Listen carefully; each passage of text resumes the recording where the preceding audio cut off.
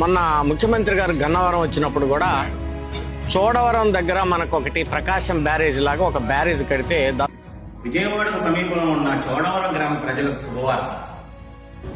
Machilipatnam MP Vallabhaneni Balashowry గారు media వారికి చెప్పినట్లు కృష్ణా జిల్లా పెనమలూరు మండలం చోడవరం గ్రామంలో ఈ వంతెన నిర్మించనున్నారు.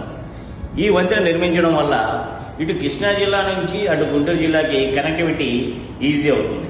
ఈ వంతెనని కృష్ణానది మీదుగా నిర్మించనున్నారు. ఈ చోడవరం గ్రామం ఏపీ రాజధాని అమరావతికి సమీపంలో ఉండడం వల్ల కనెక్టివిటీ పెరిగి వేగంగా అభివృద్ధి చెందుతుంది.